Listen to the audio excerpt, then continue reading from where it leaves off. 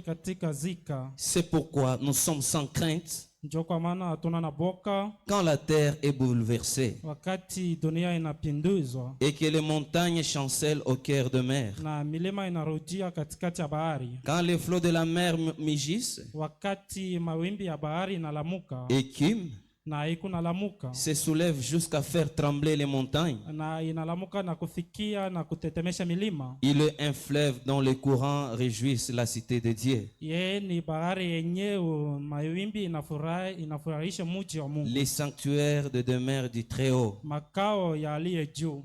Dieu est au milieu d'elle. Mungu anakuwa katikati yao Elle n'est point ébranlée. na yo ayanguke. Dieu la secourt de l'aube du matin. Mungu anaisaidia kutoka kwa mapambazuko, Des nations s'agitent, na mataifa des inatikisika royaumes s'embrasent. na maufalme naanguka. Il fait entendre sa voix. Anashikilisha sauti yake La terre se fond d'épouvante. na dunia inashikwa na boka. L'Éternel des armées est avec nous. Milele wa majeshi iko nasi. Le Dieu de Jacob est pour nous une haute retraite. Mungu wa Yakobo ni kwetu kimbiria kuu. Venez contempler les œuvres de l'Éternel, Mkuyeni na moneni makazi wa les milele, ravages qu'il a opérés sur la terre. mapiko yenye anafanya hapa duniani mzima. C'est lui qui a fait cesser les combats jusqu'au bout de la terre. Yenjo alishimamisha vita paka na kumisho ya Il a dunia. brisé l'arc Alivunja et il mshala a rompu la lance. na kuvunja mkuki. Il a consumé par le feu les chars de guerre. Akatilia moto ile mafarasi ya vita. Arrêtez Mshimamishe et sachez que je suis Dieu. na mjua kusema mimi ni Je Mungu. domine sur les nations, Natawala je mataifa, domine sur la terre. natawala dunia.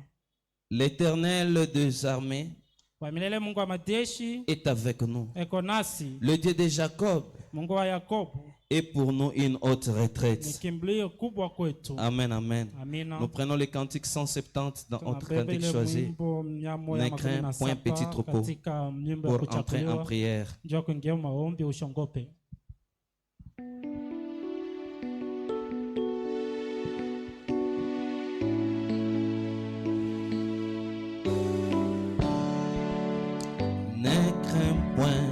Ne crains point, petit troupeau, car votre Père a trouvé bon de vous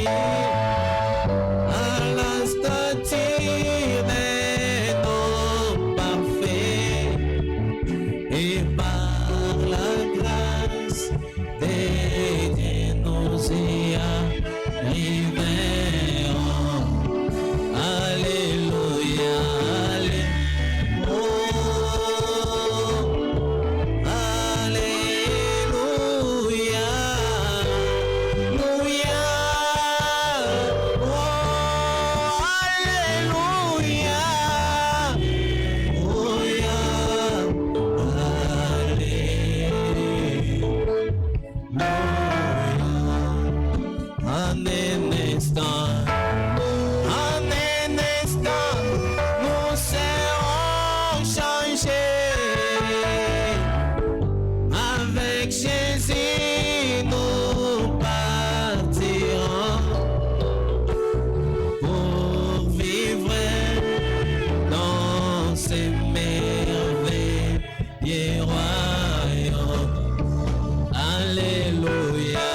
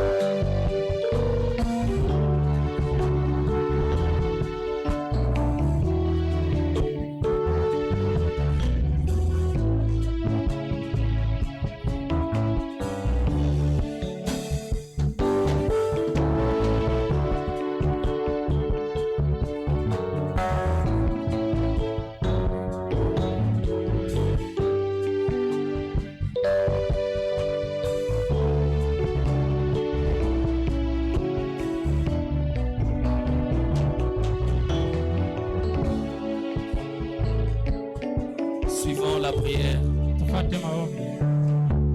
Dieu Tout-Puissant, Dieu de William Branham, nous te sommes infiniment reconnaissants pour tout ce que tu as fait pour nous, Papa. Merci Seigneur Dieu bien-aimé pour cette occasion et cette opportunité que tu nous as accordée, Jésus. Les hommes de ce monde, Père, quand on leur donnait rendez-vous avec un homme de ce monde, Père Dieu de l'éternité, ils sont contents, ils sont joyeux, Père. À combien plus forte raison, Jésus, nous sommes venus devant toi, le roi des rois, Seigneur. Nous sommes tellement dans la joie, Jésus. Nous te disons merci, Seigneur Dieu Tout-Puissant, Père Dieu de l'éternité. Merci pour cette belle occasion, oh Dieu, que tu nous as donné de pouvoir nous repentir de nos péchés, de pouvoir, oh Dieu bien-aimé, communier avec toi, Jésus-Christ, notre Dieu. Tes enfants ont suspendu leurs activités, Papa. Ils sont venus pour t'adorer, Seigneur Dieu de William Branham. Nous avons un seul motif et un seul objectif, Jésus, c'est de t'adorer, toi le divin Sauveur. Dieu de l'éternité, à chaque fois que ton peuple se réunit pour t'adorer, Jésus, tu descends, Seigneur. Dieu de l'éternité, nous croyons, Seigneur, que lorsque tu descends au milieu de ton peuple, tu ne descends pas pour écouter les bons cantiques, tu ne descends pas pour écouter les bons serments, mais tu descends, Jésus, pour prendre nos péchés, pour prendre nos problèmes, pour prendre nos situations. Seigneur Dieu de l'éternité, prends, Seigneur Dieu bien-aimé, les problèmes que tes enfants t'ont apportés, Jésus. Réponds-nous, Seigneur Dieu Tout-Puissant, selon l'attente qui est dans le fond de notre cœur, Seigneur. Bénis, oh Dieu bien-aimé, ce culte du début jusqu'à la fin. Bénis l'orateur du jour, Jésus-Christ, notre Dieu. Bénis même le prédicateur, oh Dieu de William Branham, alors que nous nous consacrons ainsi à toi dans le nom de Jésus-Christ. Amen.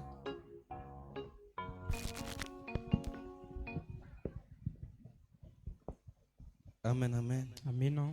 Nous allons prendre 3 cantiques pour louer Dieu. Tabela mamimbo tatu nja kusifu Nous Mungu. prenons le cantique 237 dans Hosanna.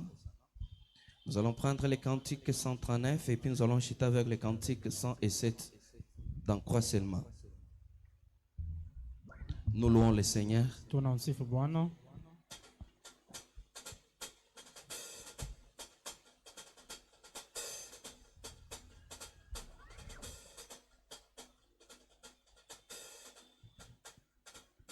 Le Dieu puissant, c'est Jésus, seul est prince de paix, le Père de l'éternité et le roi des bontés, de merveilleuse en sagesse, par qui toute chose est faite, la plénitude divine, en Jésus incarné, tout est dans lui.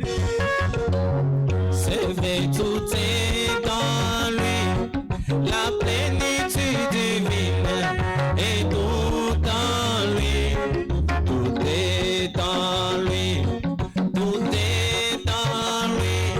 Jésus est Dieu tout-puissant et tout dans lui, tout est dans lui. C'est vrai. Oh, la plénitude divine est tout dans lui, tout est dans lui, tout est dans lui. Jésus est Dieu tout-puissant et tout dans lui. Emmanuel, Dieu en nous, Jéhovah éternel, l'Esprit tout omniprésent qui remplit l'univers, le grand sacrificateur et l'agneau de péché, l'auteur de la rédemption, que béni soit son nom, tout est en lui. Oh, tout est dans lui, la plénitude divine est tout dans lui, tout est dans lui, tout est dans lui. Jésus est Dieu tout-puissant et tout dans lui. Le commencement et la fin, l'alpha et l'oméga, la vraie parole incarnée, l'ami de racheter, la sagesse et perfection, majesté et puissance, et tout ce dont j'ai besoin, je les trouve en sa main, tout est dans lui. C'est vrai, tout est dans lui, la plénitude divine est tout dans lui, tout est dans lui, tout est dans lui. Jésus est Dieu tout-puissant et tout dans lui. Le Dieu que nous attendons sera la gueule chanson de l'Israël revenu, quand paraîtra Jésus. Il viendra pour délivrer notre agneau immolé, la plénitude est dans lui, le vainqueur de la nuit, tout est en lui. C'est vrai, tout est dans lui, la plénitude divine est tout dans lui, tout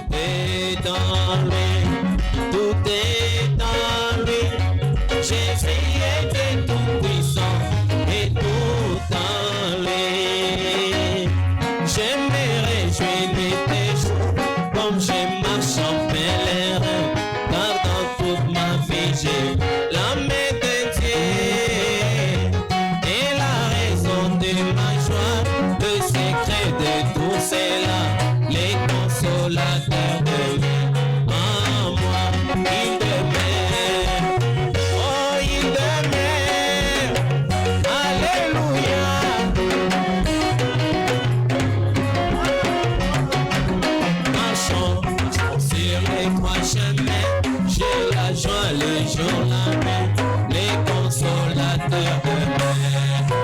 Oh, île de mer, oh, île de mer, alléluia.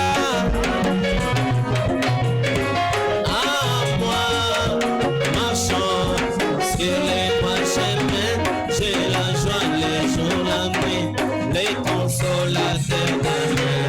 À moi, j'ai vivé dans les péchés, n'ayant point de paix en moi, jusqu'au jour où Jésus mourit.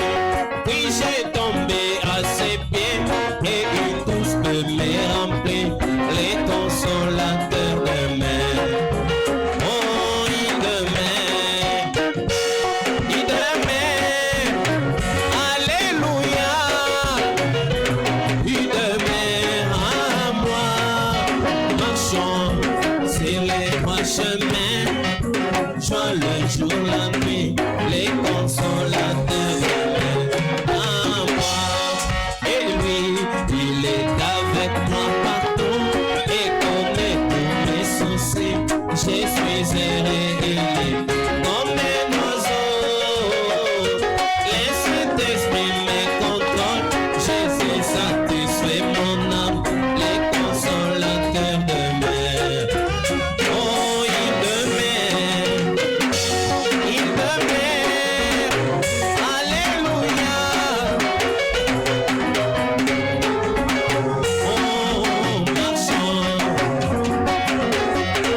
j'ai la joie des jours, la nuit, les consolateurs de mer. À moi, plus de désir pour ces mondes, ces plaisirs ont pris des ailes, et à longtemps je les ai abandonnés.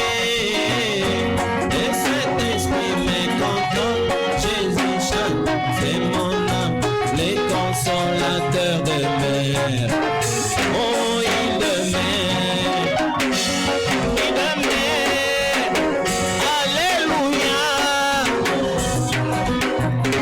À moi, marchons sur les trois chemins, j'ai la joie les jours, la nuit, les consolateurs de mer.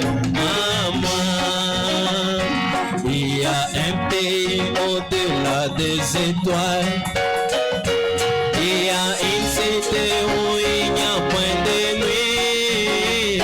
Si nous sommes fidèles, nous irons là bientôt, là-haut. Oh, dans cette cité, oh, cette cité, où il n'y a point de nuit, j'aime beaucoup aller là-haut et libérer des soucis, moi j'ai m'en irai. Oh, dans cette cité, oh, cette cité, cité où il y a au point de nuit, pour aller là-haut et libérer des soucis, moi j'ai m'en irai pour l'agneau et la lumière. Ici nous sommes éclairés, mais nous savons que ce soleil qui luit sur nous maintenant se changera en nuage quand nous irons là-haut. Oh, dans cette cité, l'agneau, oh, cette cité, où il y a point, au point de nuit, j'aime beaucoup aller là-haut et libérer des soucis. Moi j'ai m'en irai au l'agneau. Oh, dans cette cité, oh, cette cité, c'est où il y a au point de nuit, là-haut et libérer des soucis. Moi j'ai m'en irai au l'agneau et la lumière. Là il y aura des frères et jamais des vies. Sera un jour éternel et point de nuit.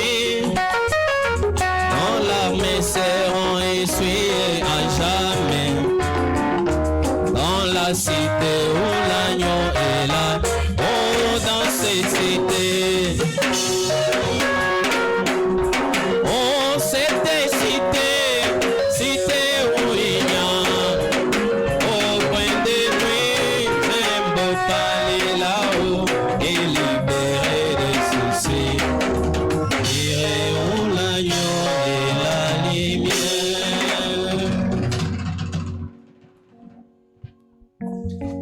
Que le Seigneur vous bénisse. Bwana amibariki. Nous vous saluons ce soir en nom merveilleux de notre Seigneur Jésus-Christ. Tunamisalimu jioni mjina damani ya Bwana Yesu Kristo. Avant la lecture de la parole, j'aimerais vous présenter un couple qui sera uni demain, Dieu voulant. Kabla ya neno napenda mitambulishe jozi itaungiwa kesho Mungu akipenda. Il s'agit de notre frère Patinga Merveille et la sœur Tika Priska. Si vous êtes dans la salle, avancez. Ndugu wetu Patinga na dada Merveille, kama mko hapa mkaribie.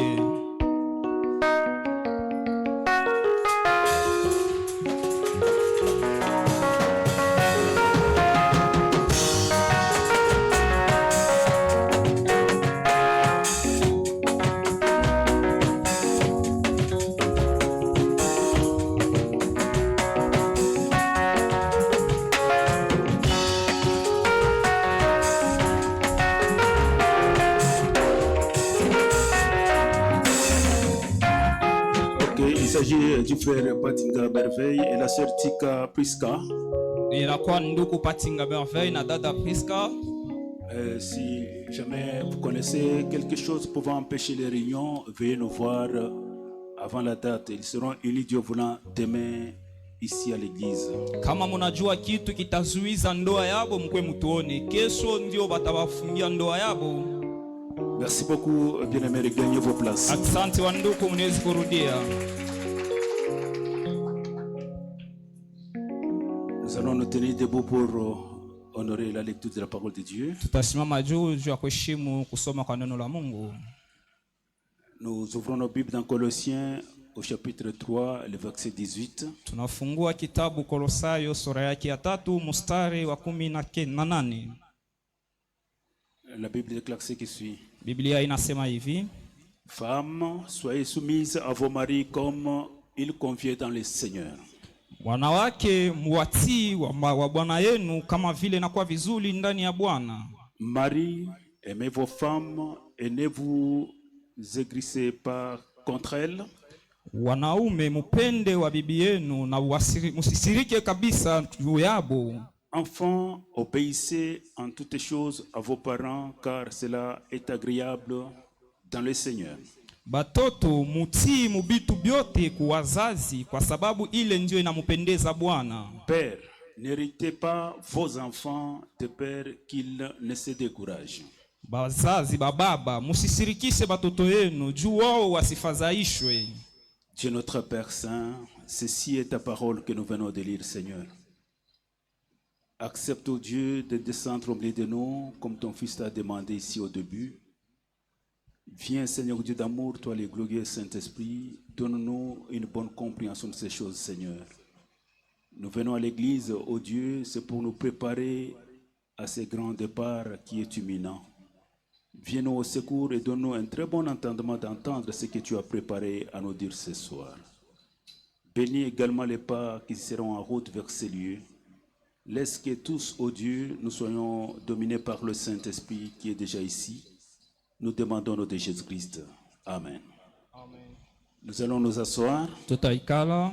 Nous continuons avec notre leçon sur la fête des mères. Tunaendelea na mafundisho yetu na kuya karamu ya mama. Ce sont des écritures qui sont tellement claires quand nous lisons comme ceci. Ni maandiko iko wazi wakati tunaisoma hivi.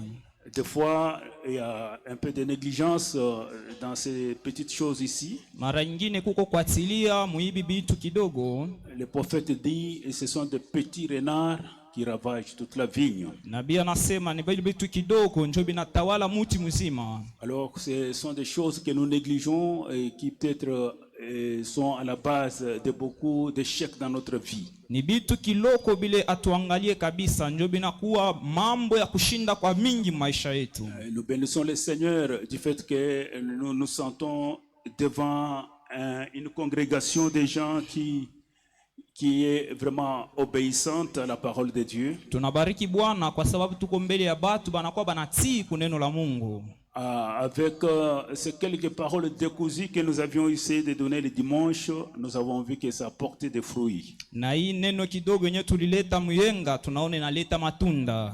Que Dieu bénisse tout celui qui a vraiment fait quelque chose pour remplir son devoir. Mungu abariki ule wote alifanya kitu kidogo njoo kuijaza mashuti yake. La Bible dit, si vous écoutez ma voix, ne rendez pas votre cœur endurci. Biblia inasema mkisikia sauti yangu msikazishe moyo wenu.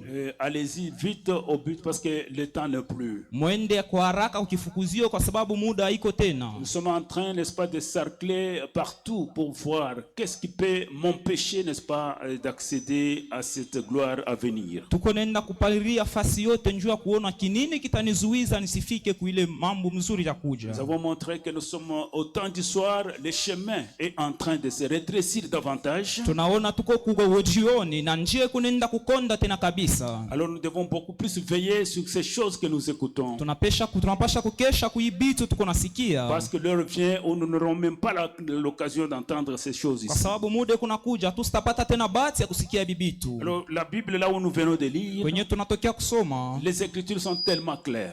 Maandiko iko ya wazi kabisa. On a donné à chacun son devoir. Banapatia mtu wote kazi yake. La Bible dit que femmes, soyez soumises à vos maris. Biblia inasema wanawake mtii wa bwana yenu. Comme il convient dans le Seigneur. Kama vile inakuwa vizuri ndani ya Bwana. Et ceci avec William Branham à l'appui, il va nous montrer comment la femme doit être soumise à son mari. Na William Branham atatuonesha namna gani mke atatii mume wake. La Bible a toujours pris l'exemple d'une seule femme dans la Bible, c'était la sœur Sarah. Kabisa wanachukua kama mfano mmoja mbiblia inakuwa ya mama Sara. Elle était soumise à son mari au point qu'elle appelait son mari mon Seigneur. Alianza kutii mume wake na kumuita Bwana. Alors quand nous parlons de la soumission de la sœur Sarah, wakati tunasema ile utiifu ya Sara, c'est vraiment c'est là où la Bible, où l'Esprit de Dieu veut amener son église à être là-bas. Ndio pale roho ya Mungu inapenda kupeleka kanisa yake ifike pale. Sarah était soumise à son mari. Sara alitii mume wake au point qu'il appelait son mari mon Seigneur. Yeye alianza kuita ule mume wake bwana wangu. Avec hypocrisie. Hapana na unafiki. Parce qu'il y en a qui peuvent appeler mon Seigneur d'une façon hypocrite seulement. Wengine watamuita tu bwana wangu na namna tu ya unafiki. Mais elle appelait de tout cœur. Lakini alianza kumuita na moyo wote. Et c'est ainsi que cette femme-là était vraiment soumise en toutes choses, comme le dit la Bible. Ndio vile ule mke alikuwa mtiifu mubitu byote vile Biblia inasema. Et quand nous disons se soumettre en toutes choses, tukasema kutii kubitu byote, c'est faire la joie de votre mari. Ni kufanya furaha ya mume wako. Donc ne pas faire ce que votre mari n'aime pas que vous fassiez dans la maison. Usifanye kile bwana wako asipendi ufanye munyumba. C'est là où vous allez attirer même le Saint-Esprit, l'odeur de Dieu dans la maison. Ndio pale utakokota Roho Mtakatifu, harufu ya Mungu munyumba yenu. Alors si vous trouvez que dans la maison, kama unakuta ndani ya nyumba, il y a déjà des chefs, des commandants. Kuko batu bawili beko naongoza. C'est sûr que cette maison-là a toujours des problèmes. Jua kama ile nyumba itakuwa paka na mambo. Et le prophète dit, na nabii anasema, une maison dirigée par une femme ou une nation dirigée par une femme, c'est une nation maudite. Taifa yenyewe inaongozwa na mwanamke ni taifa yenye kulaaniwa. Vous comprendrez seulement que mutaelewa ya kwamba chacun doit prendre sa place. Mtu wote anapaswa kuwa nafasi yake. A déjà parlé. Mungu ashasema. Au départ, au commencement, l'homme et la femme vivaient sur le même pied d'égalité. Mume na mke walianza kuishi pamoja. Mais quand il y a eu le péché, lakini pale zambi kaingia, c'est là où Dieu a prononcé la sentence. Ndio pale Mungu alitia ile malipizo. Nous y arriverons. Tutafikako. Disons d'abord, continuons avec la lecture d'abord que nous avions lu au point 19. Tuendelee na maandiko tulianza kusoma sura 19. Marie, Biblia inasema, aimez vos femmes. Bwana mupende ba bibi yenu. Et ne vous aigrissez pas contre elles. Na msishirike kabisa juu yabo. C'est ici où il y a encore un sérieux problème. Hapa ndio panakuwa mambo tena ya nguvu. Vous savez ce que c'est l'amour. Mnajua upendo ni nini? L'amour a toujours été correctif. Upendo inakuwaka paka iko natengeneza. Et l'amour na upendo couvre une multitude de fautes. Inafinika makosa mingi kabisa. Et votre femme, peu importe la faute qu'elle aurait commise, hadi kosa ile mke wako atafanya, vu l'amour que vous avez envers elle, angalia tu ile upendo uko nayo kwake, et cela passe dans la mer de l'oubli. Na ile inapita mubari ya kusaurika. Vous allez redresser cela avec la parole de Dieu.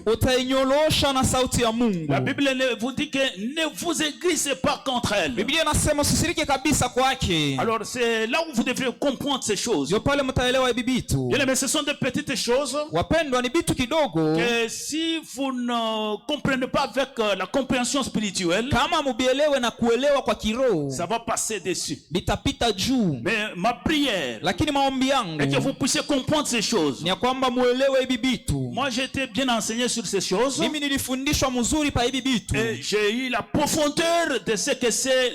N'agressez pas contre elle. Nikapata upako kabisa kwa ile kusema msirikise kwake kabisa. Vous savez que au début là tout était dans l'harmonie. Unajua mwanzo kule vyote vilikuwa mpatano. Et c'était l'arrivée de la femme que tout était dérangé. Ilikuwa ni kuja kwa mke ndio vyote vinarabika. Et la femme ça c'est ça son domaine. Na ile ndio kazi yake. Et nous les hommes, na sisi wanaume, Dieu nous donne le discernement. Mungu anatupa ile kujua kwa roho. Et si vous n'utilisez pas ce discernement là, kama utumikishe ile, alors je vous assure, na mimi namihakikishia, votre maison aura toujours les hauts et les bas. Nyumba yenu itakuwa paka na bia yulu na bia chini.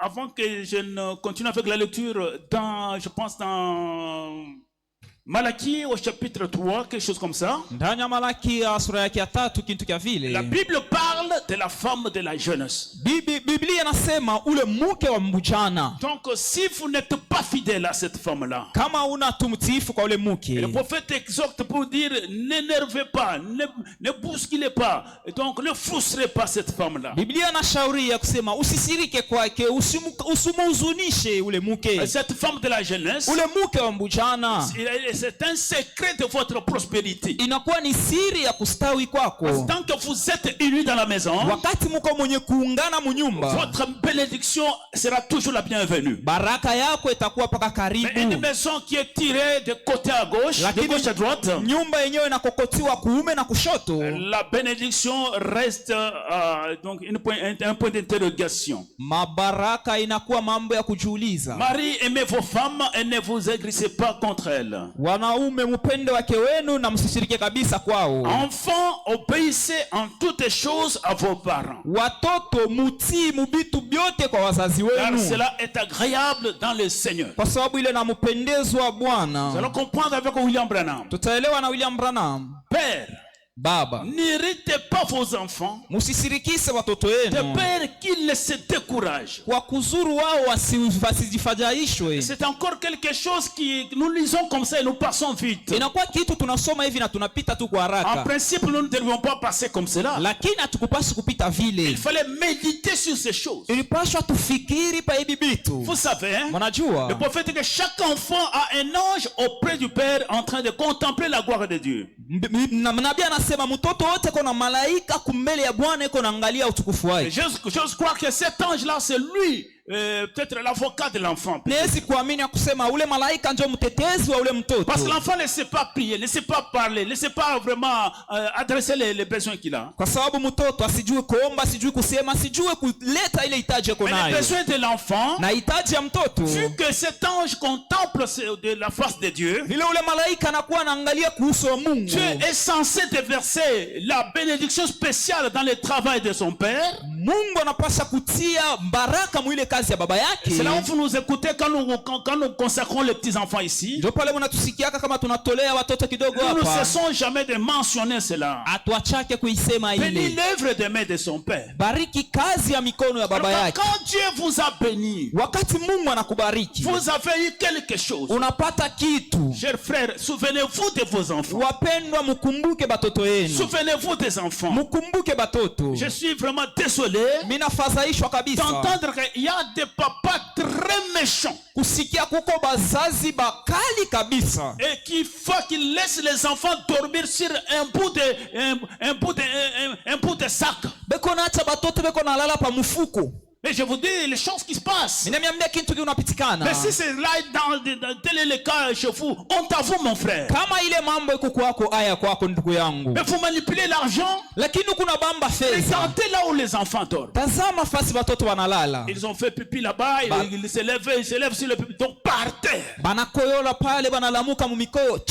Et vous manipulez l'argent. Et Dieu vous donne l'argent. Et l'ange de cet enfant là contemple la gloire de Dieu. na malaika ule mtoto yuko naangalia utukufu wa Vous ne vous Mungu. occupez pas des enfants. Awaangalie batoto. Et les enfants n'ont même pas d'habits. Batoto abana hata na Toi, tu manguo. changes de veste. Wewe uko nabadilisha Change makoti. d'habits. Uko nabadilisha Mais ces manguo. enfants n'ont pas d'habits. Lakini bale batoto bana na manguo. Mon frère, Ndugu yangu. la Bible dit, Biblia inasema, n'irritez pas vos enfants de peur qu'ils ne se découragent. musisirikise batoto njuu basifadhaishwe. C'est là où les autres enfants sont allés dans la rue. Ndio pale batoto banenda munjia. Ils se sont découragés. Ils sont Banafadhaishwa. devenus des délinquants. Banakuwa watoto watombozi. Mais comment les parents ne s'occupent pas de nous? Batoto bazazi C'est un batuangalie. devoir de chaque parent. Inakuwa ni kazi ya mzazi wote. Nous devons aimer nos enfants, Tunapaswa kupenda watoto wetu veiller sur l'endroit où ils dorment, na kuangalia fasi beko na lala, scolariser nos enfants kutengeneza watoto et wetu, chercher une bonne école où les enfants doivent bien étudier. tafuta mashule ambayo watoto watafunda Et mzuri, mettre dans de bonnes conditions. kuwatia mwali mzuri. Voilà les devoirs que nous avons. Tazama kazi Quand tuko nayo. vous ne faites pas ces choses-là, Wakati amufanye bile bitu, vous êtes en dehors de la volonté de Dieu. muko inja mapenzi ya Vous Mungu. n'êtes que Jonas en train de fuir vos responsabilités. Unakuwa tuiona na kimbia kazi La yake. Bible dit, Biblia inasema les désirs de la femme vont se porter vers l'homme. nia ya mke itakuwa pa mume wake. Ça, c'est le ainsi dit le Seigneur. Ile ni hivi Bwana Même si anasema. cette femme travaille, Hata kama ule mke kwa même si anatumika, elle gagne un grand salaire que toi, hata kama anapata mshahara mingi kuzidi elle wewe, sera contente d'avoir quelque chose de votre part. atafurahi kupata kintu cha kutoka kwako. Tous ces désirs qu'on ne vous trompe pas, Nia yake yote se portent wasimidanganye, vers l'homme. inakuya ni kwa Et mume, l'homme doit faire ce que la parole recommande. na mume anapasha kufanya kile neno Ça, inaomba. c'est la parole de Dieu. Hii ni neno la Mungu. Mais écoutez, allons-y un peu dans Ephésiens au chapitre 5 Twende kwa Efeso sura yake ya 5 pour encore enfoncer les clous. juu ya kuingisha tena msumari kabisa. Au verset 22, Mstari wake 22, la Bible déclare ce qui suit. Biblia inasema hivi: Femmes, mke soyez soumises à vos maris mutii wa bwana wenu comme au Seigneur. kama vile kwa Bwana, Car le mari est le chef de la femme, kwa sababu mume ndio mkuu wa comme mke, Christ est le chef de l'église, kama vile Kristo anakuwa mkuu wa qui est kanisa, son corps, anakuwa mwili et wake, dont il est le sauveur. na ambayo yeye anakuwa mwokozi. Donc ça c'est ainsi dit le Seigneur. Hivi ni hivi Bwana anasema. Donc Dieu a bien placé ces choses point barre. Mungu anatia bintu muzuri na binamalizikia pale. L'homme est le chef de la maison. Mume anakuwa mkuu wa nyumba. Quand vous amenez la parité, Kama unaingisha ile hapa nous allons vous laisser là dans mapatano, le camp du diable. ile tunaitia Parce kampi ya que shetani. ces histoires, la parité a été dérangée depuis le jardin d'Éden. Ile bitu ya kusema tuko pamoja ilizuizwa tangu bustani ya Edeni. Avant la chute, on était paritaire. Kabla ya kuanguka tulikuwa pamoja, Mais juste après la chute, lakini kisha Dieu kuanguka a placé les choses comme il l'a voulu. Mungu anatia bitu vile Et alipenda, venir faire autre que ce que Dieu a dit, na kuya kufanya kile Mungu c'est asikuseme, vouloir combattre la parole de Dieu. inakuwa ni kupenda kukombanisha Le neno la mari est le Mungu. chef, c'est tout. Mume ndio sultani wa nyumba, Comme inamaliza Christ pale. est le chef de l'église, Kama vile Kristo anakuwa sultani qui wa est son kanisa, corps et dont anakuwa il mwili est wa le sauveur. na ambayo yeye anakuwa mwokozi. Or, de même que l'église est soumise à Christ, Japo vile kanisa inatii kwa Kristo, les femmes aussi doivent l'être à leur mari en toutes choses. wake pia wanapasha kuwa vile kwa bwana wao mubitu byote. Alors nous allons comprendre en toutes choses d'après William Branham. Tutaelewa mubitu byote kutosha. Marie, aimez vos femmes comme Christ a aimé l'église. Mume mupende wake wenu vile Kristo anapenda Oh, kanisa. laissez-moi un peu clouer encore là-dessus. Acha nitie tena msumari kabisa pale juu. Marie, aimez vos femmes comme Christ a aimé l'église. Wa Bwana mupende wake wenu kama vile Kristo anapenda Regardez kanisa. ce que Christ a fait pour vous. Tazama kile Kristo anamifansia. Toi qui étais un voleur, Wewe ulikuwa mwizi. coureur derrière des jupons, Wewe uko na kimbia pa kubana un mke. féticheur, Mutao mchawi. tout le mal tu le faisais. Vibaya vyote ulianza Et kubifanya. quand Christ a balancé son amour, Wakati Kristo anatia il est mapendo yake, descendu, il a accepté de prendre ta place à la croix. anashuka anachukua fasi yako kwa Il est msalaba. mort pour toi afin que tu aies la vie. Anakufa njoo yako lakini wewe upate uzima. J'aimerais que ceci pénètre profondément. Napenda hii ingie kabisa. Marie, aimez vos femmes comme Christ a aimé l'église. Wanaume mpende wake wenu kama vile Kristo anapenda Il kanisa. s'est livré lui-même pour elle. Alijitoa yeye mwenyewe juu Donc yayo. Christ s'est livré pour vous. Kristo anajitoa juu yenu. C'est-à-dire, Ni kusema vous marchez avec votre femme sur la route. wewe unatembea na mke wako iko njiani, un roublard vient la bousculer, mtu fulani anakuwa na mbunka, tu dois monter tes biceps pour défendre ta femme. unapasha kuonesha bilari yako njoo ya mke Tu wako. n'accepteras jamais qu'on puisse ridiculiser ta femme en ta présence. Hawezi kuichika wamushushe muwepo wako, Afin de la sanctifier par la parole, après l'avoir purifiée par le baptême d'eau. juu ya kumtakasa na neno, kisha kumtakasa na ubatizo wa maji, Afin de faire paraître devant lui cette église glorieuse, juu ya kuionekanisha mbele ile kanisa ya sans utukufu, tache, ni ride, ni rien de semblable, mais sainte et irrépréhensible. bila doa, bila kitu ama kitu chochote cha kufanana. Est-ce que nous sommes présents? Eti tuko hapa, Donc ces choses ici hivi vitu hivi ont été écrites pour nous. biliandikwa njuu yetu. Voilà pourquoi le prophète insiste, vous devez lire même un seul passage biblique par jour. Tazama kwa nini nabii anapiga mkazo msome hata kipande kimoja cha Biblia Et kwa quand siku. vous lisez, plus vous lisez, Na kabisa mko cela nasoma va vous positionner. ile tamitia pafasi. Amen. Amen. L'amour doit toujours être correctif, bien-aimé. Upende na kuwa paka inapasha kuwa ya Et kutengeneza si bandugu. on ne vous parle pas de ces choses, Kama wamiambia hivi ce ne vitu sera pas l'amour. haitakuwa C'est là où le upendo. prophète dit, Ndio pale nabii anasema une maman qui trouve son enfant mama anakuta mtoto en wake train de jouer sur la chaussée, eko nachezea munjia là où la voiture roule à grande vitesse, kwenye gari nakimbia kabisa, et la maman qui vient au fiston, na mama anakuja mtoto mon yangu, chéri, mpendwa faut wangu, pas faire ça. hapana kufanya Il dit que hivi. celle-là n'aime pas son enfant. Anasema ula sipendake mtoto wake, Mais une maman ou un papa qui aime bien son enfant lakini mama au baba mwenye anapenda mtoto wake prendra le fouet, atachukua fimbo, fouetter l'enfant atapika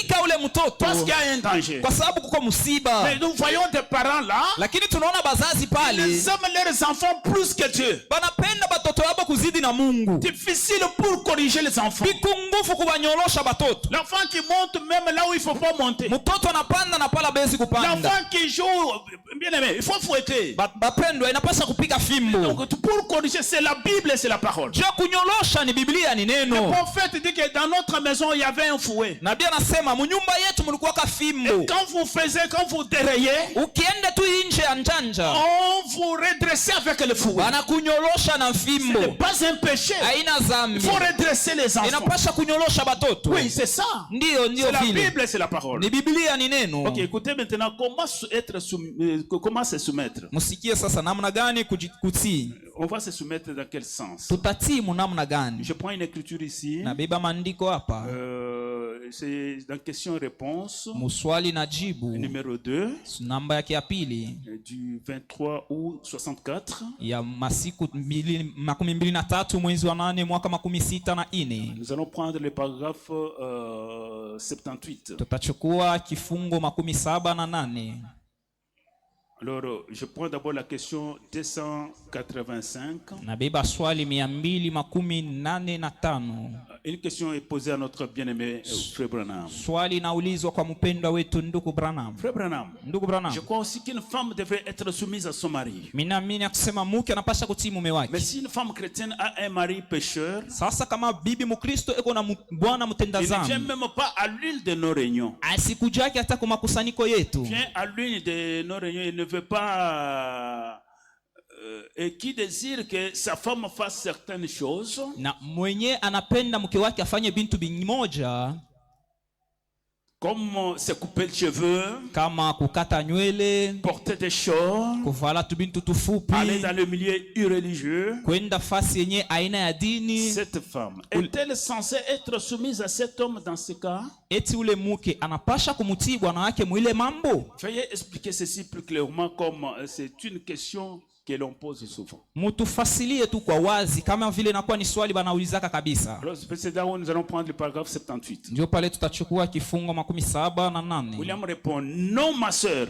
William anasema hapana dada vous yangu. n'avez pas à vous soumettre à une telle personne. Hawezi kutii mtu wa vile. Est-ce qu'on sont présents? Tuko La hapa. Bible dit que soyez soumises en toutes choses. Biblia inasema mkwe watiifu mubitu byote. Mais quand la bouche de Dieu vient, Lakini wakati kino ya Mungu la inakuja, bouche de Dieu va mettre l'éclaircissement sur ce qui est toutes choses. kino ya Mungu itatia bintu wazi Vous ne pouvez kusumbatana pas mambo vous yote. soumettre à un homme Hawezi kutii muntu qui vous conduit quelque part pour aller féticher. eko na kuongoza fasi ya kwenda kubeba Non, vous dawa. n'avez pas à vous soumettre à une telle personne. Hawezi kutii kwa mtu wa Bien vile. sûr que non. Hapana.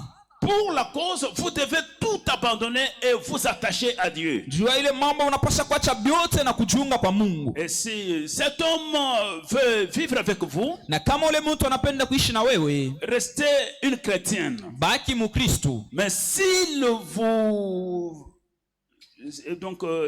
veut vous faire porter des shorts, Kama anapenda akuvarishe bifupi, vous amener à couper de cheveux kupeleka ukate nywele et à faire toutes ces autres choses, na kufanya ibitu vyote bingine, vous amener dans ces milieux irréligieux, kupeleka pafasi moja aina ya dini. cherchez premièrement le royaume des cieux et sa justice. Mutafute kwanza ufalme wa mbingu na haki yayo. Vous n'êtes pas lié à une telle personne. Amwezi kuungana na mtu wa vile. Moi j'aime Branham. Mimi napenda Branham. Je pense qu'il a dit quelque part, le vœu va vous lier jusqu'à ce que la mort vous sépare. Mimi nawazi anasema fasi moja kiapo itamiunga hadi lufu Mais quand à la imeachanisha. personne qui vous amène dans des lieux irréligieux, Lakini mtu yuko nakupeleka pafasi asipo ya personne dini. qui vous amène à féticher. Mtu anakupeleka kubamba dawa. William Branham vous anasema êtes censé chercher d'abord le royaume de Dieu. unapasha kutafuta kwanza ufalme wa Vous mbingu. n'êtes pas lié à une telle personne. Aungane na mtu wa vile. Si longtemps dit la Bible qu'elle consent que lui consent à ceux qui habitent ensemble. Hadi vile Biblia inasema yeye anetika muikae pamoja. Vous souvenez-vous de cela? Mnakumbuka ile? Maintenant, pour ces questions, Sasa njua hii maswali. je n'ai pas inscrit les références bibliques Misikuandike maangalisho mu parce que je Biblia. viens de les prendre il y a quelques minutes. Kwa sababu natokea kuichukua unakuwa dakika Voyez-vous? chache. Mnaona? J'en prends une, voyez, n'est-ce pas? Mnaona? Donc c'est très clair maintenant. Iko ya wazi sasa. Donc quand on vous amène à d'autres choses qui n'est pas de la parole, Wakati wanakupeleka kubitu bingine habina neno. en ce cas-là, vous n'avez pas à vous soumettre. Kwa ile mambo hawezi kutii. Je pense que je suis très clair avec les Mimi choses. nawazia niko wazi na bintu. Alors ce que nous poursuivons, c'est quoi? Sasa ile tuko naendelea kuona ni nini? Nous avons toutes les bénédictions possibles qui sont destinées pour l'âge auquel nous vivons avec vous. Tuko na mabaraka yote nawezekana njoo ya kizazi kenye tuko naishi mwe na Et mimi. ces bénédictions Sasa ile sont mabaraka conditionnées à la manière dont nous sommes en train de vivre avec cette parole. inakuwa na makanuni ambayo tuko naishi na hii Parce que nous neno. devons remplir certaines exigences. Kwa sababu tunapasha kujaza masharti Voilà fulani. pourquoi nous sommes en train de toucher partout Ndio kwa maana tuko na gusa fasi afin de yote. récupérer ce que nous avons seulement oublié. Tuchukue bile vyote Dans tulisaulika. le foyer, Muma aujourd'hui nous avons deux têtes dans la maison. leo tunakuwa na bichwa biwili munyumba. L'homme dit non, la femme dit oui. Bwana anasema hapana, mbibi anasema ndio. L'homme dit à droite, la femme dit à gauche. Bwana anasema kuume, mke anasema C'est kushoto. là où il y a les problèmes. Ndio pale peko mambo. La femme, c'est une, donc elle est l'instrument qui doit porter une bonne atmosphère dans la maison. Mke anakuwa chombo kinapaswa kuleta huduma mzuri Je munyumba. peux vous avoir lu ici. Mimi naamini mimi nisomee L'homme peut hapa. quitter du travail étant fatigué. Mume anaweza kutoka kukazi sasa Il kuchoka. dit que personne qui peut maîtriser l'homme, c'est la femme. Mtu tu mmoja anaweza kumtia mume chini ni mke. Oui, Ndio. c'est vous qui devriez le faire. Wewe ndio unapaswa kuifanya. Mais Lakini ces dons-là, vous avez été ravis par le but. ile zawadi wandumba ndio wanamichukua ile. Que la femme le rue là, le but, récupère ton mari seulement. Bale tu banamuke bamunjia bandumba babebe tu bwana yako. Vous verrez comment il va soigner celui-là. Utaona vile atamufurahisha. Dès qu'il quitte du boulot, Akitoke mukazi. c'est elle qui prend sa veste, qui enlève même les chaussures. Yenjo anachukua ngochi yake anatosha na bilato. L'eau pour laver les mains, c'est toujours l'eau chaude. Maji ya kunawa kwa mikono ni paka ya moto. Et si elle se lave même dans la douche là, Akinawa atamufasi donc, akonawia. je viens même te frotter sur le dos. Mina kwani kukulute pa mkongo. Mais c'est ça, elle vous a ravi tout. Anakunyang'anya byote. C'est ce que vous allez voir votre mari. Ndio pale utaona bwana yako. Le pasteur ne vient plus chez moi. Oh, mchungaji asikuli yake tena kwangu. Asikuli yake tena. Écoutez-moi bien. Munisikie mzuri.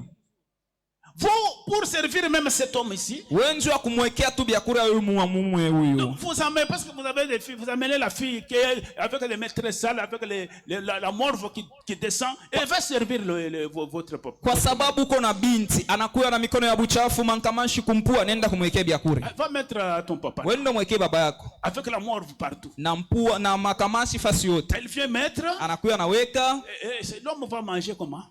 Où est-ce qu'il aura l'appétit? Mume atakula namna gani? Atakuwa Et hata na ile pendant que afya l'homme kula. mange, Wakati anakula, toi tu es parti chez moi tantine là-bas en train de trancher les dossiers. wewe ushakwenda kwa ule shangazi wa kule, unaenda kuisha mambo. Alors que tu devais être en face de l'homme, voir comment il mange. Chapo ulipashi kuwa Comment la journée était. pembeni ya mume wako, fasi anakula, Ce unamuuliza sont des ilikuwa petites choses comme ça jo vitu vya vile kidogo qui des fois échappent. vyenye vinamipusa. Nous sommes censés vous le dire Tunapasha pour kumiambia vous montrer certaines causes. jua kumionesha mambo On ingine. doit créer un dialogue dans la maison. Tunapasha kuwa na masungumuzo Mais il y munyumba. a des hommes qui n'aiment pas le dialogue. Hein. Kuko banaume bengine apende Ils sont kusumburia. comme des lions. Beko saba Lui, nsimba. quand il vient, pas question de parler. Akikuya hakuna kusumburia. Frère bien-aimé, Ndugu mpendwa, ça ce n'est pas une attitude d'un fils de Dieu. ila haina hali ya mtoto wa Un Mungu. fils de Dieu, Mtoto wa Mungu mettez tout le monde à l'aise. weka tu watu bote starehe. Quand vous arrivez à la maison, Hapana wewe kama unakuwa kunyumba.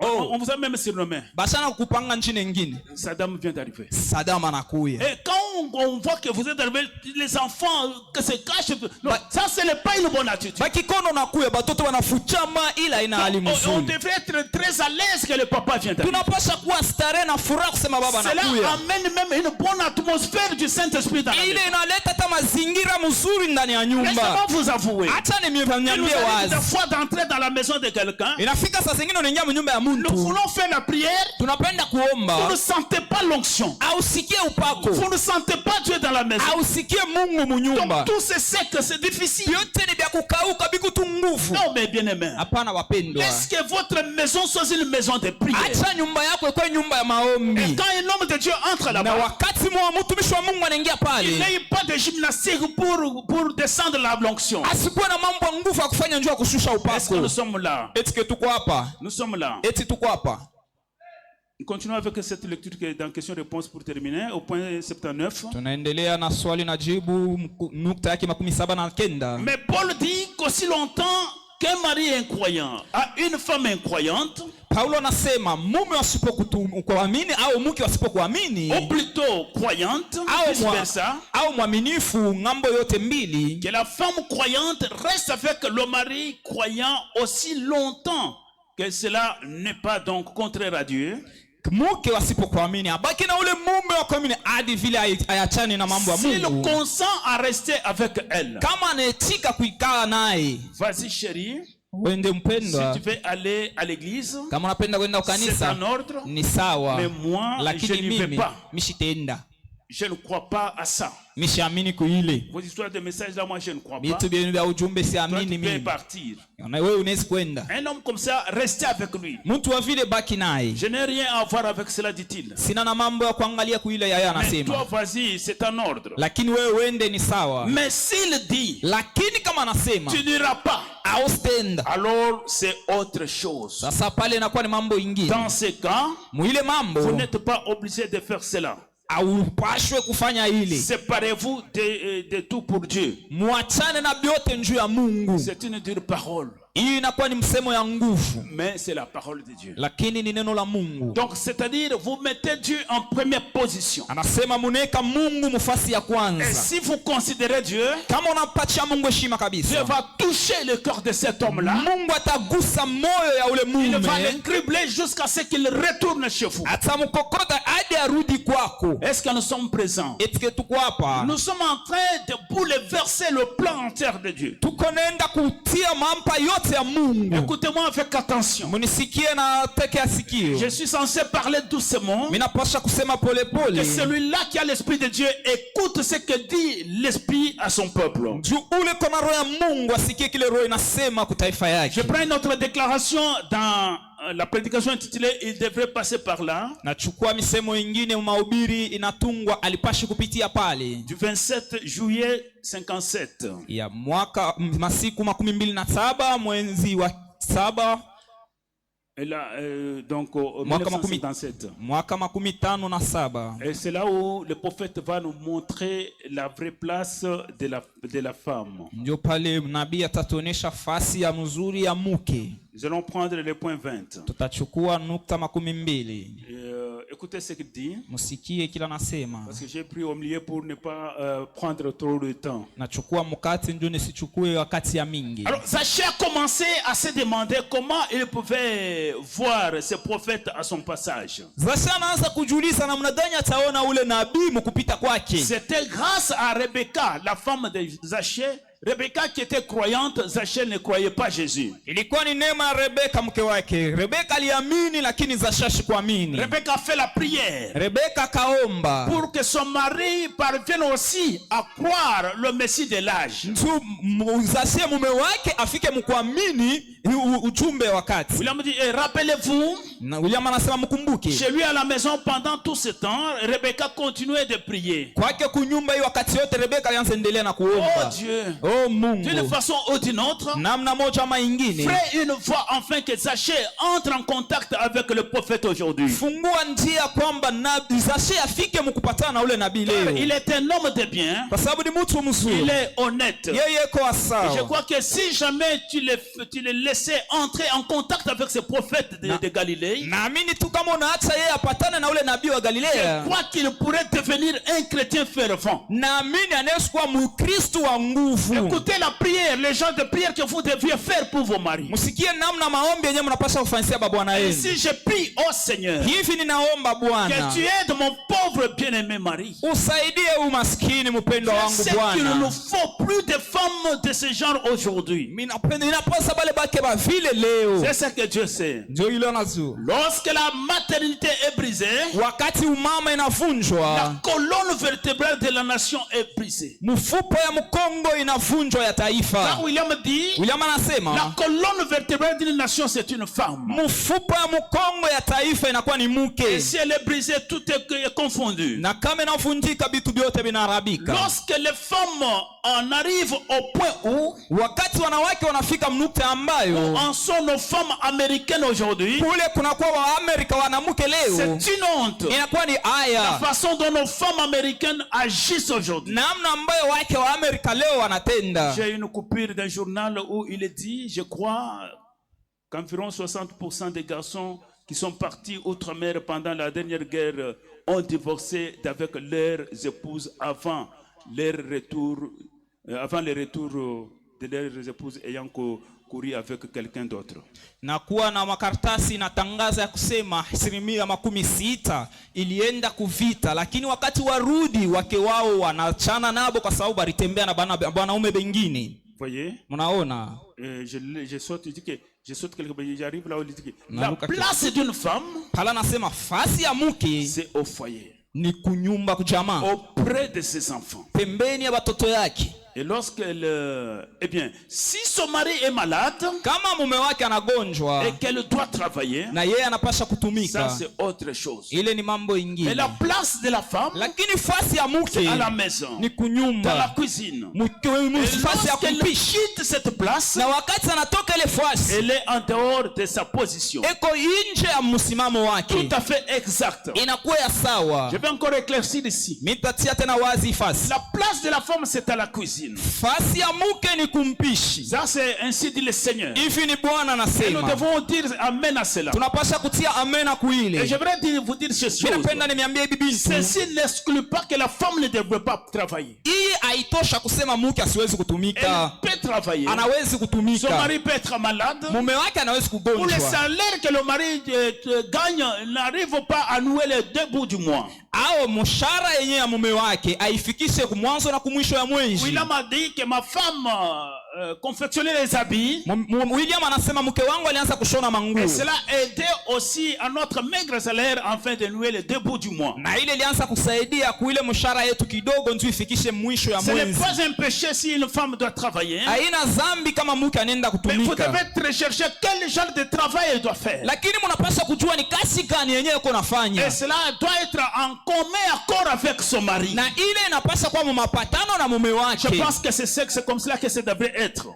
naamini ndio vile binapasha kuwa. L'homme peut être là touchant par exemple $100 le mois. Mume anaweza kuwa pale kuna fedha mshahara ya $100 kwa mwezi. Dans une semaine c'est parti et c'est terminé. Mjuma tu moja yayo inaisha. Et si la femme vendait quelque chose, Na kama mke kona uzisha kitu fulani, je pense qu'elle sera à sa place où il dit la femme est une aide. na wazia atakuwa kwa fasi yake penye wanasema mke ni msaidizi. Parce qu'elle est en train d'aider son mari Kwa à sababu quelque chose. eko nasaidia mume wake kufanya kitu fulani. Donc c'est la charge que le mari devrait prendre. Inakuwa ni buzito mume alipasi kuchukua. Mais ce n'est pas un homme qui touche $2000 par mois. Lakini ana mume mwenyewe konapata $2000 kwa mwezi. Il laisse sa femme monter, descendre. Anaacha bibi yake konapanda na kushuka. Non, ça c'est cruel. Hapana, ile ni ya mauaji. Vous devez laisser cette femme tendre Unapaswa kuacha ule mwanamke anapumzika. et avoir tout le temps de prier et tout le temps d'éduquer les enfants. Na anakuwa na muda yote ya kuomba na ya kukomesha À watoto. moins que le salaire soit ainsi maigre, c'est comme cela que les choses doivent se faire. Kama au tu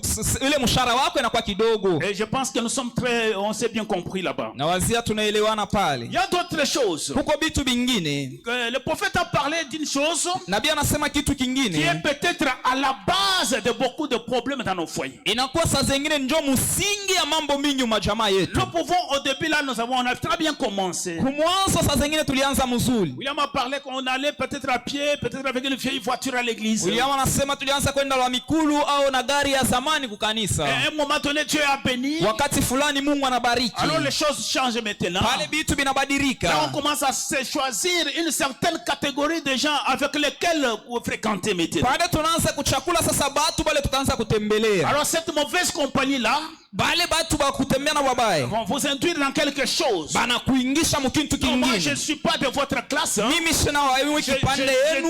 Je dois fréquenter les gens de ma classe. Mimi napasha kutembelea batu beko mwile hatua yangu. Lisons un peu cela dans l'influence d'un autre. Tusome kwamba ile mvuto ya mtu mwingine. Au point, donc c'est une prédication du 13 octobre 62. Ya mahubiri ya siku 13 mwezi wa 10 mwaka 62. Je veux prendre le point 62. Nitachukua kifungo C'est là où vous allez 62. suivre ce que dit le prophète. Ndio pale mtasikia ile nabii Il va anasema. même vous conseiller. Atamishauria pia. C'est parce qu'il y en a qui, après avoir eu la bénédiction que Dieu leur a donnée, Kuko bengine kisha kupata ile baraka Mungu anabapa. oh, moi je quitte le Congo, Mimi natoka Mkongo. je pars vivre en Europe, Mimi nenda kuishi kule je Europa. pars vivre telle part. Naenda kuishi fasi fulani. Parce que le Congo c'est un pays qui est trop bas. Kwa sababu Kongo inakuwa nchi ya chini kabisa. Donc je dois déménager. Mimi napasha niame. Je vais William Branham au point 62. Fata William Branham nukta 62. Beaucoup aujourd'hui Batu mingi leo prennent une famille qui commence à aller à l'église. inachukua jamaa yenyewe inaanza kwenda ukanisa. Dieu guérit la petite famille. Mungu anatunza ile jamaa kidogo. Il les bénit et leur donne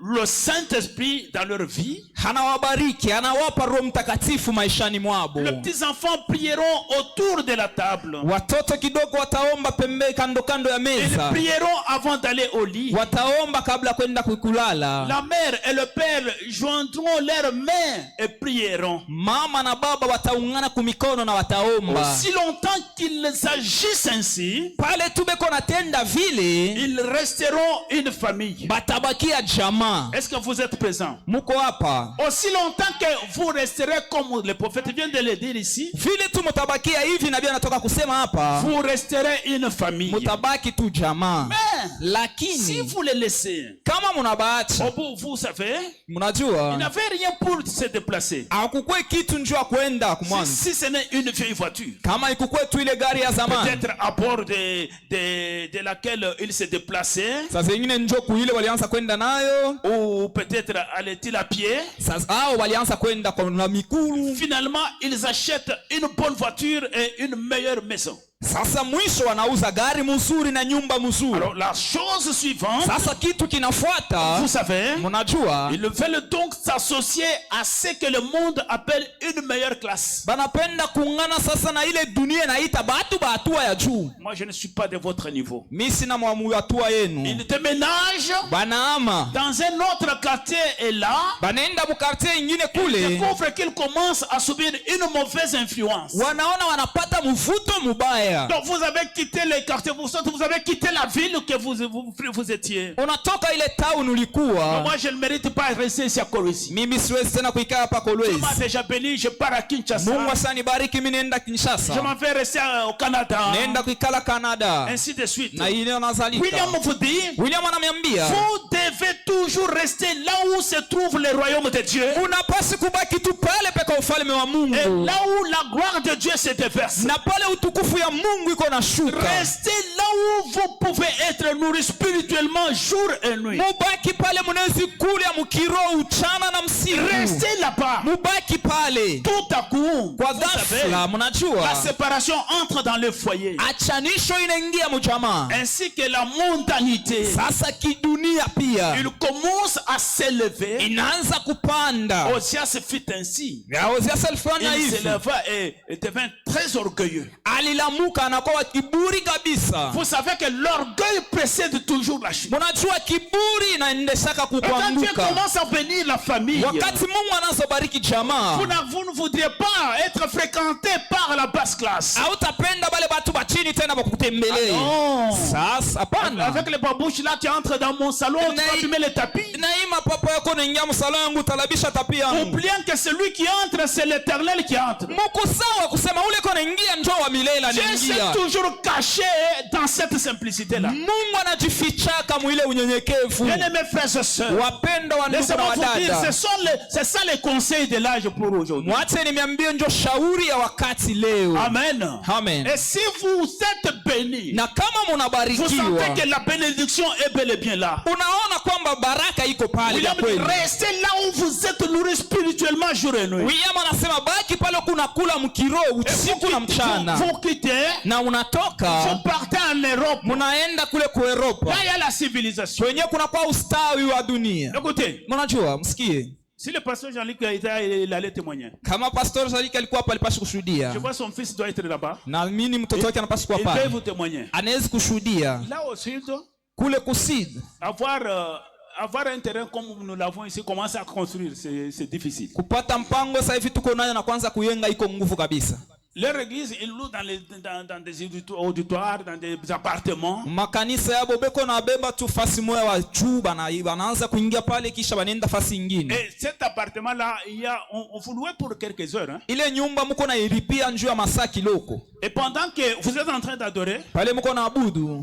et si vous dépassez d'une minute, Ukipitisha tu dakika moja. un homme est à la porte avec un registre. Kuko muntu pa mulango na kartasi. Il regarde à la montre, Anaangalia tu musaa. il vous regarde. Anamiangalia. Il faut vider les lieux. Munapasha kutoka. Parce que la salle doit être occupée. Kwa sababu ile fasi panapaswa kuingia batu Alors, wengine. ici, vous avez ces privilèges. Hapa mko na ile bahati. Quand la prédication sort, Wakati mahubiri natoka, prenez la décision, je reste ici en face de Dieu. unabeba mpango, mimi nabaki hapa muwepo wa Je viens me Mungu. consacrer toute la nuit. Nitajitwala usiku Ce mzima. n'est pas le cas là-bas. Haiko vile kule ngambo. Quand j'étais là-bas à Dubaï, Wakati nilikuwa kule Dubai, on était en train, aujourd'hui nous avons prié dans tel appartement. tulikuwa leo tunaombea mwi nyumba, Demain nous sommes allés ailleurs. kesho tunaenda fasi Et ingine. c'était comme ça, une église en bilan comme ça. Bilikuwa vile kanisa iko paka nazunguka. Quel est mes frères et sœurs? Wapendo wa ndugu na Dieu vous wadada, donne ces privilèges. Mungu anamipa ile bahati. Restez là où Dieu vous a béni. Mubaki pale Mungu anamibariki. Et continuez avec les royaumes de cieux. Na muendelee na ufalme wa Parce que mbingu. les cieux et la terre sont passagers. Kwa sababu mbingu na dunia ni vya Il n'y a kupita. que la parole qui va rester. Ni paka neno njo Tu sens que itabaki. je suis réellement béni. Unaangalia unabarikiwa Restez kweli. là-bas. Baki pale. Continue avec la parole. Endelea na neno. Pourquoi te chercher le Canada? Kwa nini unaenda kutafuta Le Canada? Canada,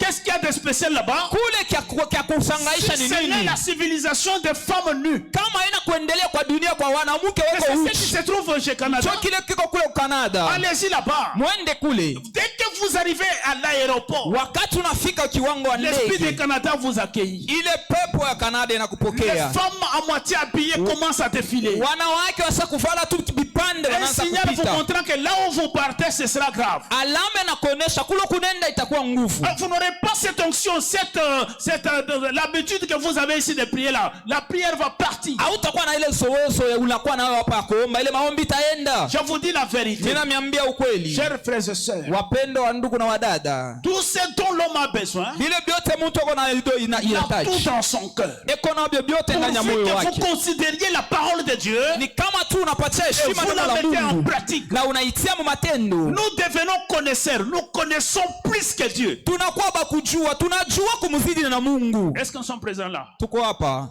Nous connaissons plus que Dieu. tunajua kuzidi na Mungu.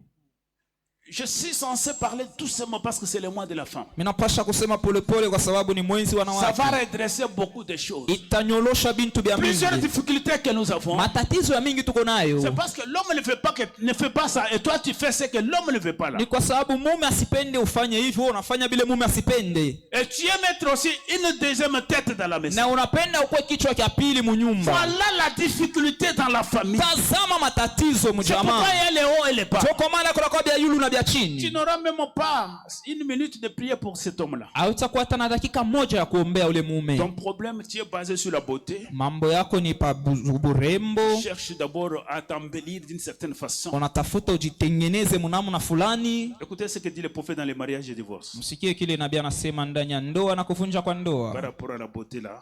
Kuambatana na ile urembo. Du 21, donc c'est une seule prédication de 1965. Ni mahubiri tu moja mwaka 65. Au paragraphe 93, le prophète dit ceci. Kifungo 93 nabii anasema hivi. Écoutez. Msikie. Donc il n'y a rien qui puisse tomber comme elle, la femme. Nikusema kuna kitu kinaweza kuanguka chini kama yeye ule mke. Elle est conçue de façon à pouvoir séduire. Anaumbiwa njoo ya kutongoza. Est-ce que vous comprenez ce que dit le prophète? Unaelewa kile nabii La anasema? femme est conçue de façon à pouvoir séduire. Mke anaumbiwa njoo ya kutongoza. Et Satan agit vraiment sur elle aujourd'hui. Na shetani yako natumika naye kabisa À ces leo. derniers jours. Kwa hii wakati ya Parce mwisho. que c'est lui qui l'a modéré. Kwa sababu ni yeye ndio alimutengeneza. Je peux prouver ça tout de suite Miniwezi kuyahakikishia hapa sasa. en retournant directement au commencement. Mkurudi tu kumwanzo. Qui a commencé à agir sur elle? Wakati alianza kutenda kwake Adam ou Satan? ni Adamu au ni shetani? Dieu ou Satan? Ni Mungu ama ni shetani? Voyez? Muone. C'est lui qui l'a modéré, Satan donc. Ni shetani ndio alianza kumtengeneza. C'est son arme principale à elle pour jeter l'homme dans sa souillure. Inakuwa ni silaha yake ndio kutupa mume muuchafu. Par sa beauté. Kupitia ile urembo La wake. femme peut entraîner un homme dans n'importe quel sens qu'elle veut. Mke anaweza kupeleka mtu mwanaume munjia yote ile anapenda.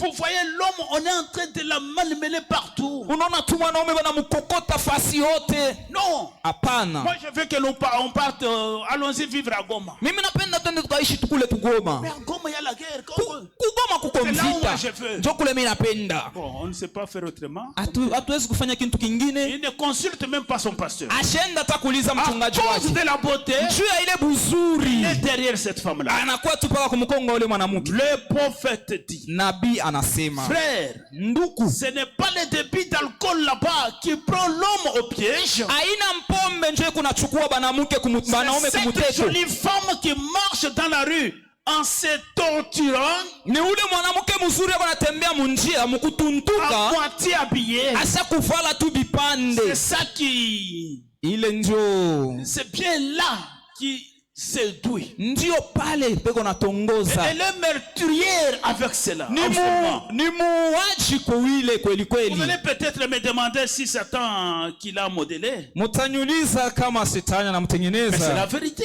Ni ukweli. C'est Satan qui l'a modélé. Shetani ndio anamtengeneza. Et c'est encore lui qui le fait.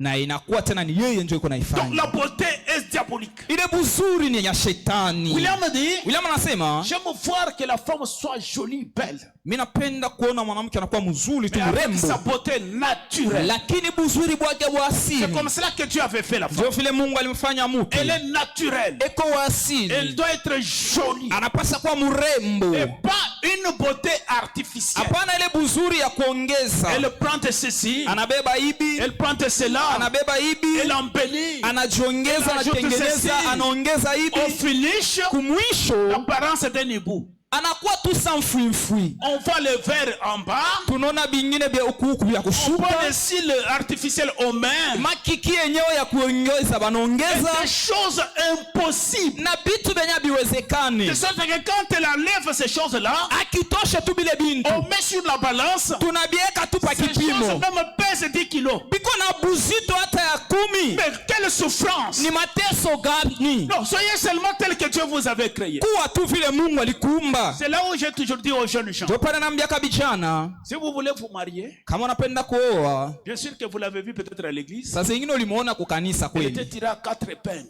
Alikuwa asha kujitengeneza kabisa. Mais allez-y d'abord passer par chez elle là, quand elle fait la vaisselle. Wende tupitie kwabo pale na sampisha mansani. Quand elle s'est déjà dépouillée de ces histoires. Wakati asha kutosha bile bintu biote. C'est là où tu vas voir la vraie masque de celle que tu veux. So palo tona tu ile uso ya kweli ya ule unafia Tu as la kuoa. difficulté un jour. Kwa sababu utakuwa na matatizo siku moja. Tu penses qu'elle avait un teint de telle couleur. Unawazia alikuwa na rangi fulani. Alors que c'était quelque chose d'ajout. Japo ilikuwa ni kintu tu aliongeza. Suivez-la seulement là où elle fait la vaisselle. Umufuate tu kule nafaa mansani. Parce que là, elle est dépouillée de toutes ces charges. Sasa pale asha kubitosha tu bile mabuzito C'est yote. là où tu verras la vraie couleur de la femme que tu Ndio veux. pale utaona rangi ya ule mwanamke unapenda kuoa. Soyons naturels. Tuwe tu Soyons tels basili. que Dieu nous a créés. Tukue vile Mungu alituumba. C'est ça le but du message. Ndio kifukuzio ya ujumbe. Dans le message, Ndani ya nous ujumbe ne connaissons pas le maquillage. hatujua vya kuripenta. Dans le message, il Ujumbe n'y a pas les boucles d'oreilles. hatuna na vya kumashikio. Dans le message, Ujumbe nous sommes naturels. tuko basili. Je sais que nous y arriverons. Najua tutafika hako. Écoutez, Tusikie. je prends la dernière écriture comme l'air commence à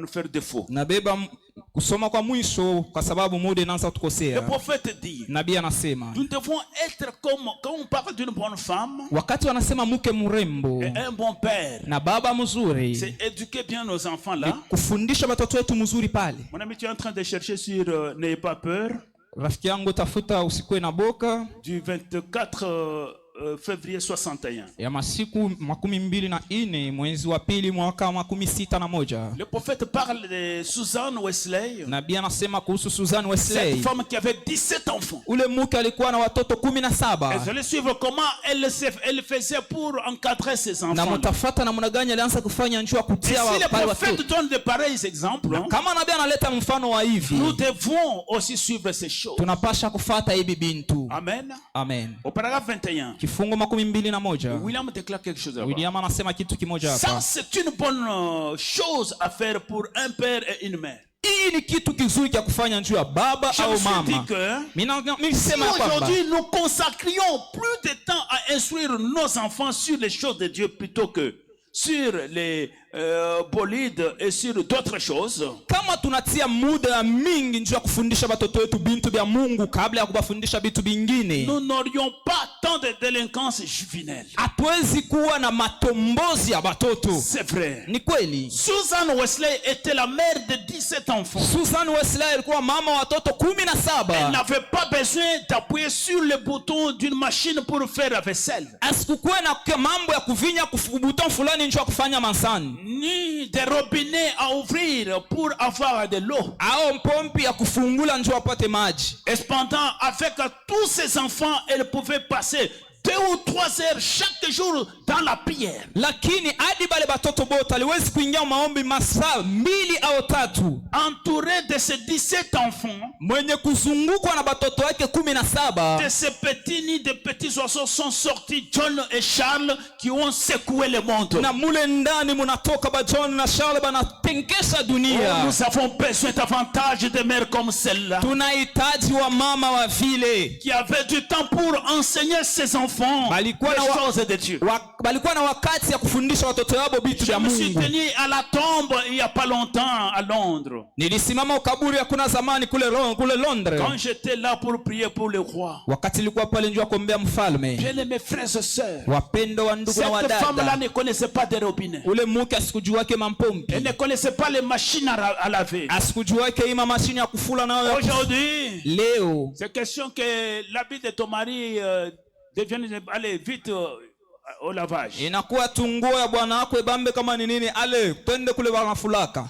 Et vous n'avez pas le temps de faire la prière pendant la journée. hauna na muda ya kuomba mkati ya Suzanne siku. Wesley va se lever et va juger cette génération. Suzanne Wesley atalamuka na atahukumu hii kizazi. Nous avons ce devoir, chers sœurs. Tuko na ile kazi wapendo wa Alors que nos dada. maris sont allés au travail, Wakati wa Bwana wanaenda nous kukazi, sommes à genoux. tuko kumagoti. Seigneur, Bwana, protège mon mari. kinga mume wangu. Peut-être c'était mon tard. Saa zingine anakuwa ni Usitende mkamungaza wa pikipiki au anaongoza Protège gari. mon mari. Umukinge mume wangu. Soutiens mon mari. Umsaidie. Donne-lui de bons clients. Umupe watu wazuri. Éloigne les bandits de devant lui. Wale wajambazi wende mbali Et naye. cette prière que vous Na faites, ile maombi unafanya, quand vous le verrez retourner le soir, wakati utamwona jiona na pour rudi, glorifier le Seigneur, unatukuza merci pour Bwana. avoir exaucé ma prière. Asante kwa kujibu maombi yangu. Tant que vous ne faites pas ça, Lakini wakati haufanye vile, l'atmosphère est toujours compliquée dans la maison. mazingira yanakuwa Voilà paka ya pourquoi la prière ne matatizo peut pas muhimu. aller nulle part. Tazama kwa nini maombi hawezi kwenda fasi. La femme doit porter une bonne atmosphère dans la maison. Mke anapaswa kuwa na mazingira mzuri ndani ya Peu importe nyumba. la méchanceté de l'homme, Hadi ukali ya mume. mais soyez une porteuse d'une bonne atmosphère. Lakini kuwa tu mama anachukua mazingira L'homme mzuri. a toujours dérangé. Mume anakuwa paka anazuiza. Regardez la plupart quand nous bénissons les mariages ici. Tazama wakati tunabariki mandoa C'est hapa. l'homme qui vient en veste noire Mume ndio anakuwa mkoti ya pour mweusi. déranger. Ndio ya kuzuiza La tu. femme vient en blanc. Mke eko nakuwa mume mweupe. Elle est saine. Eko Et yetu. quand l'homme vient, il dérange. Lakini mume Il ne akikuye peut pas déranger cette anazuiza. atmosphère. Atazuiza ile Mais mazingira. soyez une bonne porteuse, une bonne atmosphère. Lakini kuwa tu mubebaji wa mazingira On parle mzuri. d'une femme qui avait une bonne atmosphère et qui était chrétienne. William anasema ule mke alikuwa mazingira mzuri, alikuwa Mkristo. Alors que son mari était un buveur, un ivrogne. Wakati mume wake alikuwa mlevi. Un jour, Siku son moja mari dans le milieu des ivrognes, il a commencé, il y a eu la discussion. mume wake mkatikati watu wa kulewa anaanza Ah non, dans cet kusumukokotana. âge, il n'y a pas de chrétiens. Anasema hii wakati hakuna Bakristo. Il s'est levé, il a dit que moi j'ai une chrétienne à la maison. Analamuka anasema iko na Mkristo kunyumba. Faux, tu trompes. Hapana, uko na Il n'y a landa. pas de chrétiens. Hakuna Bakristo. J'ai une chrétienne. Mimi niko na Mkristo. Bon, si tel est le cas, Kama ni vile, aujourd'hui ne vivons pas. leo tusikunye. Prenons seulement la bière. Tubebe tu Nous mpombe. allons nous déverser seulement. Tutarimwangia tu. Elle va commencer à sentir. Tutaanza kununka mpombe. Allons-y faire le test. Twende tukapime. Ok, allons-y. Sawa, twende. Ils sont partis. Banenda. Ils ont pris la bière et ils se sont déversés. Banabeba mpombe banarimwangia. Et arrivé tout près de la maison, Banafika karibu na ils ont nyumba. commencé à tituber comme les ivrognes. Banaanza kulempa sabasha kulewa. Faisant de bruit. Mkufanya makelele. Arrivé à la maison, Na kufika ils ont kunyumba. toqué fortement. Banaponkola nguvu. Et la femme est entrée. Mke ana- Karibu, karibu, karibu, karibu, karibu. Entre. Allez, donnez à manger Oh, vite. leta chakula kwa Ça, c'est haraka. quelle femme ça? Huyu ni mwanamke kani Elle huyu. part vite. Anaenda Elle a mbio. servi à manger. Anatayarisha chakula. Et à un moment donné, Na wakati ils ne fulani l'ont même pas goûté. aba kuipima hata kupima. Ils ont dit que ça c'est quel genre de Anasema cuisson. hii ni Elle kupika ne kwa namna connaît pas gani? préparer. Asijue kuipika. Ils ont jeté les assiettes. Banatupa mansani. Allez, sortons, allons-y. Tutoke Ça, c'est twende. quelle femme qui ne connaît Huyu pas ni mwanamke préparer. kani asiwe kupika. Frère, si tu veux taquiner la femme, dites que tu ne connais pas travailler. Ndugu, kama Tu ne connais pas unapenda tu préparer. uchokoze mwanamke umwambie auchwe kupika. Écoutez, Usikii? cette femme ne s'était pas énervée. Ule mwanamke sikushiriki. Elle a supplié les hommes. Anawabembelesha wale Oh, watu. pardon. Munirumie. Je vais vous faire vite, vite les hommes honnêtes. Nitamifansia tu mayai kwa haraka. Mukuye. Allez, fous le corps. Atoka. Ils ont fait semblant de sortir. Banalengamisha tu Ils sont en kutoka. train de sortir. Pale beko En natoka. train de tituber Beko là. nalempa La pale. femme reste à la porte. Mke anabaki kumulango. Les Anabangalia. larmes coulant. Machozi Elle nafuya. a chanté. Anaanza Est-ce kuimba. que le Seigneur portera-t-il seul la croix? Eti Bwana atachukua msalaba yeye mwenyewe. Et écoutez-moi bien aimé. Munisikie Le wapendwa. prophète dit. Nabii Le anasema comportement de cette femme-là ile tabia ya ule mwanamke sauva ces gens-là. inaokoa wale Ils sont watu. vite venus. Banakuya kwa Emmène-nous banarudia chez ton mbio. pasteur. Utupeleke kwa Nous mchungaji devons wako. croire à cette religion. Tunapenda kuamini Et ils ont kuitini été baptisés. na wanabatizwa C'était grâce à ce tempérament de cette femme-là. kupitia tu ule mwanamke. Mettons-nous debout. Tusimame juu. Nous devons être des porteurs d'une bonne atmosphère. Tunapaswa kwa kuchukua C'est mazingira mzuri. l'atmosphère qui crée les résultats. Na ni ile mazingira ndio yanaleta matokeo. Que l'atmosphère n'est pas bonne dans la maison. Wakati mazingira haina mzuri Ne vous kunyumba, attendez pas à un bon résultat. usichunge matokeo Il y mzuri. aura toujours l'échec. Kutakuwa paka vya kushinda. Alors qu'on nous entonne. Pale beko natuimbia. On nous va parler d'une certaine façon. Mtu wote atambia na atumura na Mungu wake. Sur les collines lointaines se tenait une vieille croix, emblème de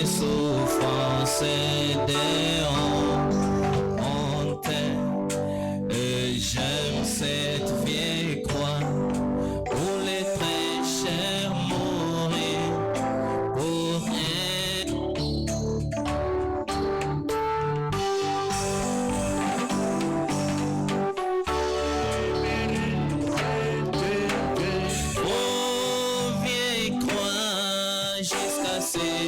que je dépose mes armes, je vais m'attacher à la vieille croix. Oh, et si j'aimerais, cette vieille croix que j'ai dépose mes armes, je vais m'attacher à vieille croix et les changer contre une couronne. Cette vieille croix rigueuse, si méprisée du monde, elle a une attraction pour moi. Les chers agneaux des dieux abandonnent sa gloire pour la porter au triste calvaire. Et si j'aimerais cette vieille croix jusqu'à ce que je dépose mes armes, je vais m'attacher aux vieilles croix et les changer contre. Oh, et si j'aimerais cette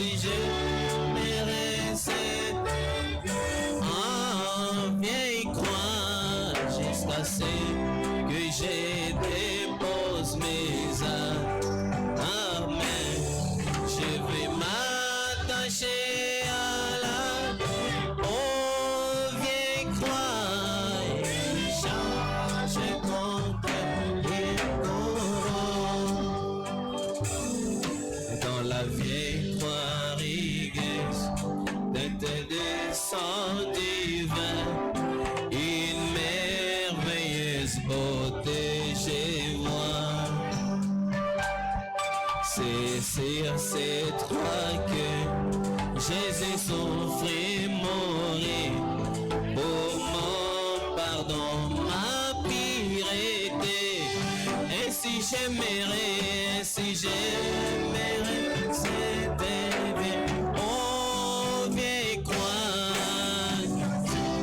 que je dépose mes armes, je vais m'attacher à la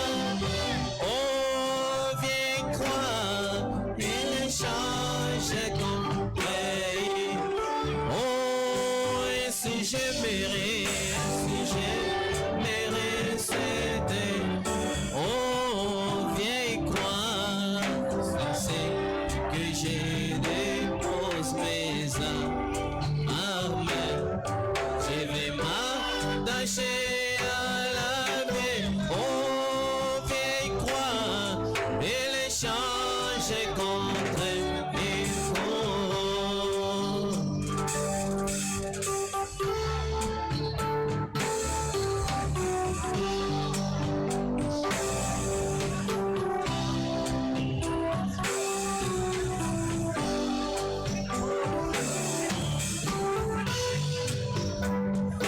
La vieille croix et les changer contre une couronne.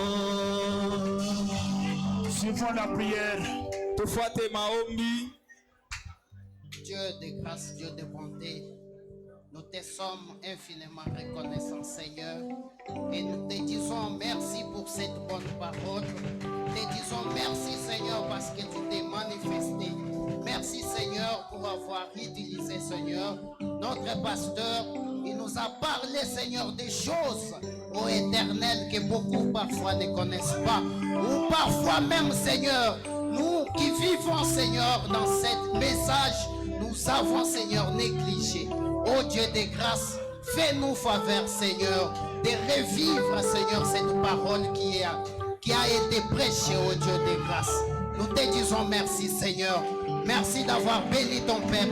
Merci d'avoir béni, Seigneur, ô Éternel, cette partie. Ô Seigneur Jésus, nous avons ainsi prié. Au nom puissant, nous disons Amen. Amen, amen. Nous acclamons plus fort pour la gloire de Dieu.